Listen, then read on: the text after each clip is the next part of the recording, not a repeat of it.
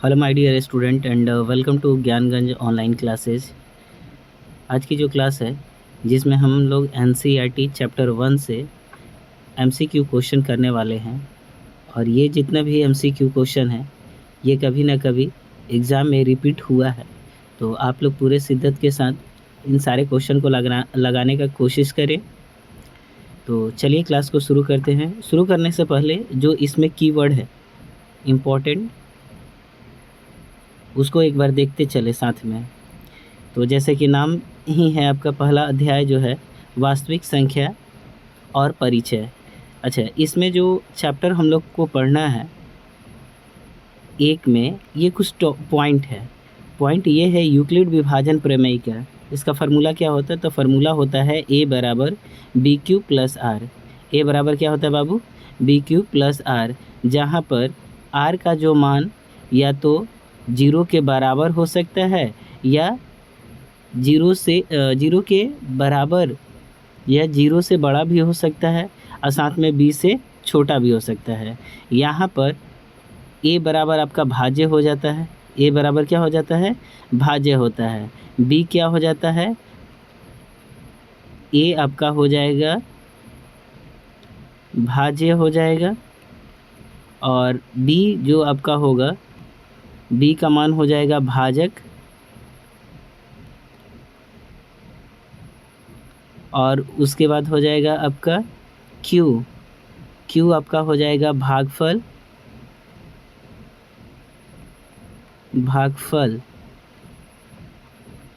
और यहाँ पर R का जो मान हो जाएगा ये आपका शेष हो जाता है। क्या हो जाता है बाबू? ये आपका शेष हो जाता है। तो इस फार्मूला को ज़रूर याद करिए, आगे इस्तेमाल इसको करने को मिलेगा। अब उसके बाद है एल्गोरिदम और परिमेय का क्या होता है। तो एल्गोरिदम जो होता है यह समस्या हल करने के लिए चरणों की श्रृंखला होता है। एल्गोरिदम क्या होता है बाबू? तो ये समस्या हल करने के लिए चरणों की एक श्रृंखला है। जबकि प्रमेयिका, जिसको हम लेमा कहते हैं, लेमा क्या होता है? तो यह सिद्ध कथन को अन्य कथनों को सिद्ध करने में इसका इस्तेमाल किया जाता है। फिर उसके बाद है कह रहा है कि प्रत्येक सम पूर्णांक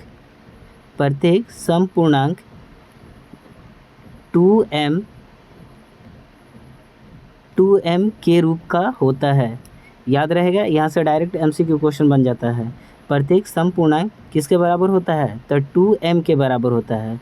और प्रत्येक विषम पूर्णांक किसके बराबर होता है? तो ये हो जाएगा 2m + 1 के बराबर होता है। अच्छा, अब यहाँ पर आप कोई भी m का मान रख लीजिए, प्राकृतिक संख्या में कोई भी वैल्यू रख लीजिए, वो हमेशा सम ही होगा।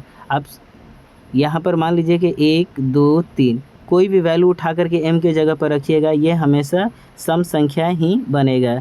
जैसे 2 गुने 1, अगर पहली संख्या 1 मानते हैं तो भी आपको 2 मिलेगा।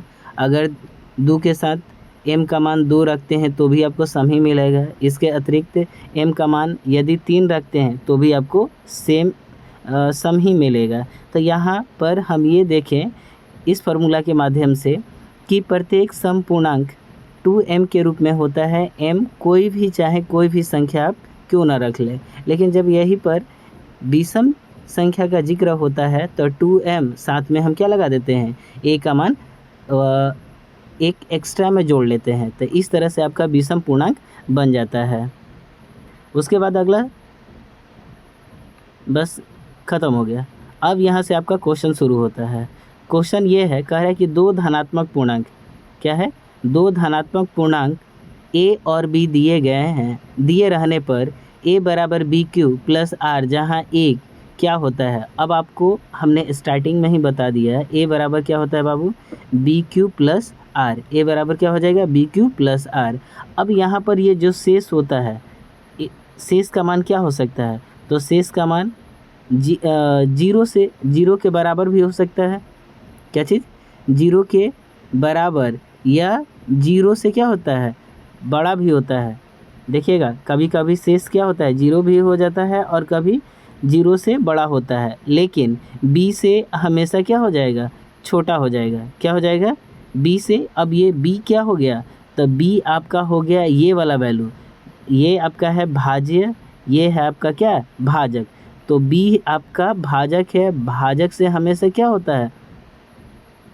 इससे भाजक बड़ा होता है, सॉरी b इससे क्या हो जाएगा? r से बड़ा होगा। तो उस कंडीशन में आपका कौन सा फार्मूला हो जाएगा? उस कंडीशन में आपका ऑप्शन नंबर b सही ऑप्शन हो जाएगा। अगला क्वेश्चन दिया है, कह रहा है कि यूक्लिड विभाजन प्रमेय का a बराबर बी क्यू प्लस आर, जहाँ r के लिए सत्य है। फिर वही क्वेश्चन आ गया, तो आपका सही जवाब क्या हो जाएगा? ऑप्शन नंबर a सही हो जाएगा। यानी कि r का मान 0 भी हो जाएगा और r का मान b से छोटा भी होगा। तो उस कंडीशन में ऑप्शन नंबर a आपका सही जवाब हो जाएगा। अगला क्वेश्चन दिया है, कह रहा है कि यूक्लिड विभाजन एल्गोरिथम किसे निकालने की एक तकनीक है।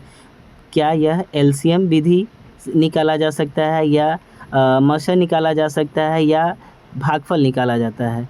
तो इसका सही जवाब क्या हो जाएगा? कमेंट करके बताइए कि यूक्लिड विभाजन एल्गोरिथम से हम कौन से वैल्यू निकालते हैं, यह किस तकनीक का रूप है। चलते हैं अगले क्वेश्चन पर बढ़ा जाता है।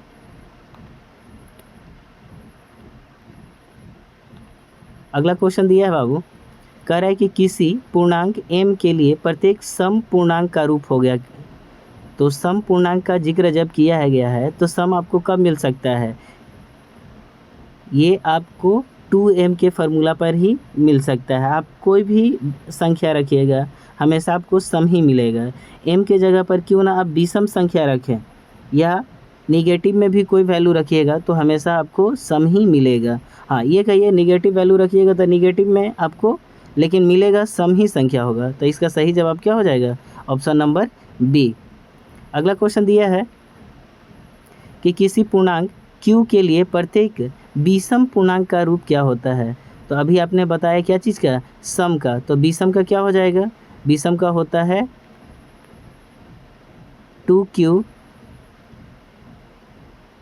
2q प्लस 1 हो गया। तो ये तो आपका शेषफल हो जाता है। लेकिन अगर ये भी आपका सही है, यहाँ पर m के जगह जैसे हमने स्टार्टिंग में ही बताया था कि 2m सम के लिए होता है और विषम के लिए होता है 2q प्लस m। लेकिन यहाँ पर ये q के जगह पर m था और m के जगह पर यहाँ पर q दे दिया है। हालांकि फार्मूला आपका क्या हो जाएगा? ये ही हो जाएगा, ऑप्शन नंबर बी होगा। यहाँ पर q के जगह पर कोई भी संख्या रखिएगा आपको हमेशा विषम संख्या ही मिलने वाला है। अगला क्वेश्चन दिया है, कह रहे कि यदि n एक विषम पूर्णांक है तो n² - 1 किससे विभाजित होगा? क्या चीज़? यदि n एक विषम पूर्णांक है तो n² - 1 किससे विभाजित होगा? क्या 6 से विभाजित होगा, 2 से विभाजित होगा, या 9 से विभाजित होगा? हालांकि देखिए आपसे क्या बोला है बाबू, पहले विषम संख्या का जिक्र किया है। अगर हम आपसे पूछें कि विषम संख्या किसको कहिएगा? वैसी संख्या जो सिर्फ वैसी संख्या जिसमें 2 से भाग करने पर पूरी तरह से विभाजित नहीं हो। तो सबसे छोटी विषम संख्या क्या होती है? तो सबसे छोटी संख्या आपका विषम संख्या क्या होगा? तो 3 होगा। 3 के बाद 5, 7, 9, 11। 3, 5, 7,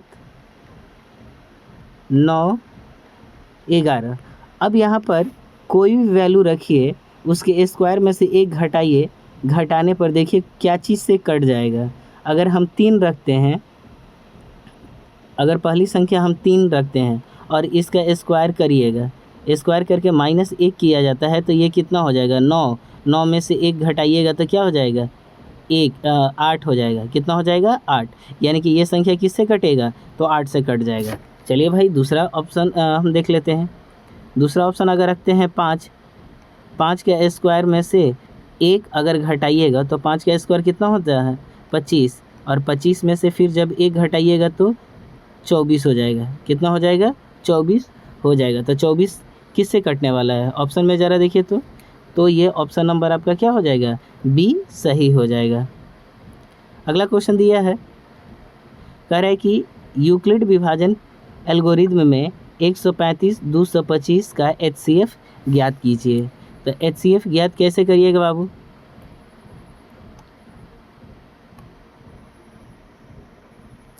HCF कैसे ज्ञात करिएगा? तो फार्मूला पहले लिखिएगा क्या, A बराबर बी क्यू प्लस आर होता है, ये फार्मूला होता है। अब यहाँ पर आपको करना ये है कि जो सबसे बड़ी संख्या है, क्या चीज़, जो सबसे बड़ी संख्या है उसको आगे लिख दिया जाता है। तो आगे आप कितना लिखेगा, 225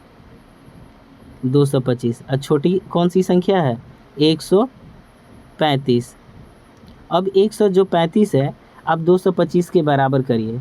तो जब 2 से बराबर करिए, इसको जब बराबर करिएगा तो कितना आएगा, तो सबसे पहले तो हम इसमें 1 से गुना करेंगे। b का मान आपका कितना है, 135, a का मान 225, तो 135 का गुना 1 में करिएगा तो 135 ही होगा। कि अगर 2 से गुना करते हैं तो 270 हो जाएगा, जो कि इस वैल्यू से क्या हो जा रहा है, ज़्यादा बड़ा हो जाएगा। तो उस कंडीशन में हम 135 का 135 ही रखेंगे।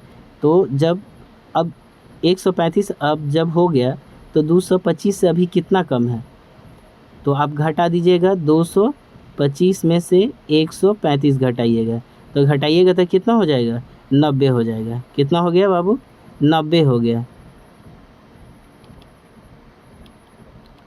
90 हो गया, 90 हो गया। जैसे ही उसके बाद इसका काम ख़त्म। अब हमको इन दोनों में देखना है कि कौन बड़ा है, 135 या 90। तो 90 बड़ा है, और सॉरी 135 बड़ा है, तो फिर 135 को आप आगे कर दीजिए, पीछे आप रखिएगा कितना, 90, और 90 को फिर 135 के बराबर करिए।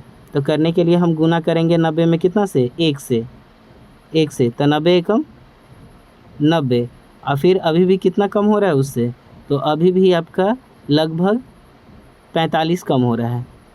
कितना, 45 कम हो रहा है। तो अब फिर किसको आप ले जाइएगा, तो अब आप ले करके आइएगा 90 को बाहर, अब पीछे कौन रहेगा वैल्यू, 45 को 90 से बराबर करने के लिए 45 गुने 1 और सॉरी 45 गुने 2 और शेषफल आपका कितना हो जाएगा, 0। जैसे ही लास्ट में 0 शेषफल आता है तो आपका सवाल बन गया रहता है। तो आपका सही आंसर क्या हो जाएगा, यानी कि HCF बराबर आपका आंसर हो जाएगा 45। तो इस तरह से आप जा कर के इसको हल कर सकते हैं। बढ़ते हैं नेक्स्ट क्वेश्चन पर। क्वेश्चन नंबर 8 जो दिया है, फिर कह रहे हैं कि 196 और 38 220 का HCF क्या होगा। इसका HCF निकालने के लिए आप क्या करिएगा, बड़े वाले वैल्यू को फिर आगे लिखिएगा, a बराबर BQ प्लस R। यहाँ पर a का मान कितना हो जाएगा, तो 38 220 बराबर कितना हो जाएगा, तो 196। अब 196 जो है 38 220 के बराबर करने के लिए कितना से गुना करिएगा, तो इसमें आपको गुना करना पड़ेगा 195, यानी कि 195 से जब गुना करिएगा तो एक्यूरेट वैल्यू 38 220 ही आपको मिलेगा, और शेषफल आपका कितना हो गया, 0। तो इस तरह से जैसे ही 0 आ गया यानी कि आपका सवाल बन गया। तो HCF बराबर कितना हुआ बाबू, HCF बराबर 196, कितना हो जाएगा, 196, ये जा कर के आपका आंसर हो जाएगा।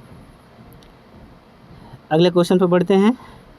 अगला क्वेश्चन फिर दिया है, अब कह रहा है कि 867 और 255 का HCF क्या होगा।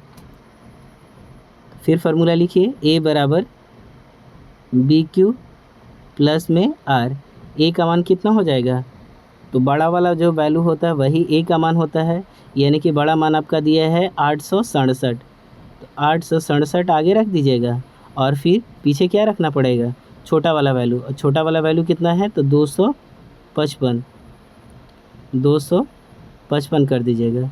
255 को 867 के बराबर करने के लिए कितना से गुना करना पड़ेगा, तो 2 से गुना करना पड़ेगा। 2 से गुना करिएगा तो कितना हो जाए, 3 से गुना करिए, एक बार पहले देख लिया जाता है। 5 3 15, 25 25 3 75, 1 76, यानी कि 765 हो रहा है। और कितना 867 में से अगर घटा देते हैं तो यहाँ पर हो गया आपका 9, ये 9 हो गया और यहाँ पर बचा 9, यानी कि 99 शेष आएगा। कितना आ जाएगा? 99। तो हमको गुना करना पड़ेगा 3 से। कितना से गुना करिएगा? 255 गुने 3 करिएगा तो ये हो गया 5 3 15 75 1 76 665। और अभी कितना कम हो रहा है? तो कम हो रहा है आपका 99। कितना कम हुआ? 99। अब आपको करना क्या है? तो अब इन दोनों में से यानी कि कितना है 255 और 99 के बीच में बड़ी संख्या कौन है? तो बड़ी संख्या आपका हो जाएगा 255। 255 को बाहर कर दीजिएगा और जो छोटा वैल्यू है 99 उसको आप पीछे रखिएगा। अब इसको गुना अगर करते हैं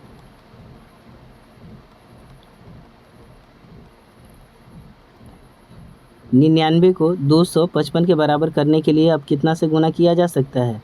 2 से गुना करिएगा। तो जब 2 से गुना करिएगा तो कितना हो जाएगा? 9 दूना 18, 9 दूना 18 1 19, यानी कि 198 और 255 इसमें से घटाना है। तो घटाइएगा तो शेषफल मेरा निकल जाएगा 7 और फिर यहाँ पर बचा 14, 9 5 14, यानी कि 57 हो जाएगा। शेषफल कितना हो रहा है बाबू? 57। अब फिर आप किसको बाहर करिएगा? 99 और 57 में देखना है कि बड़ी संख्या कौन है। तो 99 है, 99 को बाहर कर दीजिएगा और 97 से गुना करिएगा। तो 97 कम 57 और प्लस में कितना हो जाएगा? घटाइएगा तो शेष आपका लगभग हो जाएगा 2 4 42 हो गया। कितना हो जाएगा? 42 हो जाएगा। हालांकि हमको लग रहा है कि कहीं क्वेश्चन घटाने में या गुना करने में गलती है। हालांकि इसी तरीक़ा से बनेगा, एक बार आप इसको पुनः बनाइएगा। अगला जो क्वेश्चन दिया है कह रहा है कि यूक्लिड विभाजन से इसमें भी आपको HCF निकालना है। तो इस तरह से ही जैसे हमने बताया है आप इस क्वेश्चन को हल कर सकते हैं। तो ये सब आपका HW क्वेश्चन हो गया। ये 2-3 को जो है HCF निकालना है, इसको आप खुद से निकालने की कोशिश करिए।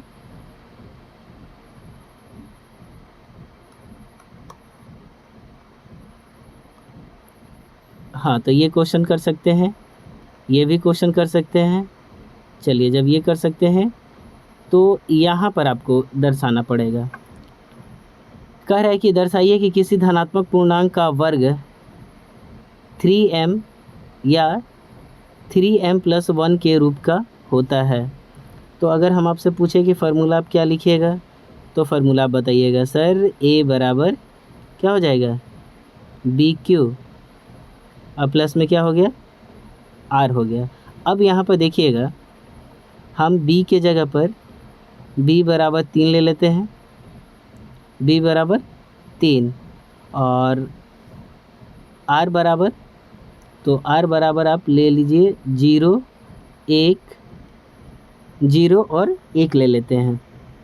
ठीक, अब इसी फार्मूला पर अगर लगाते हैं तो आपका क्या वैल्यू हो जाएगा? a बराबर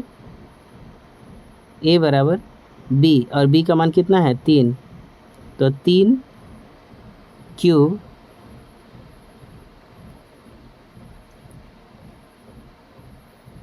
क्यूब और प्लस में 0, फिर अगला वैल्यू रखिएगा। तो a बराबर 3 क्यूब प्लस 1। अब यहाँ पर बराबर हो गया। इसी चीज़ को आप लिखिएगा, ये जो वैल्यू है 3 क्यूब वाला, तो ये हो गया 3 क्यूब और फिर आप आगे लिख सकते हैं 3m कर दीजिएगा, 3m कर दीजिएगा। यहाँ पर आपको लास्ट में मेंशन करना पड़ेगा कि q बराबर m हम माने हुए हैं। ठीक, अब इसको कैसे लिख दीजिएगा? तो इसको आपको लिखना पड़ेगा 3q + 1, q के जगह पर m लगा दीजिएगा। तो यहाँ पर हो जाएगा 3m प्लस में 1 हो जाएगा। अगला क्वेश्चन है, फिर ये भी उसी तरह से बनेगा, उसी के बिहाफ पर। तो इसको आप खुद से बनाइएगा। ये भी आपका HW है। तो फिलहाल आज के लिए इतना ही, मिलते हैं एक नई वीडियो के साथ। Thank you.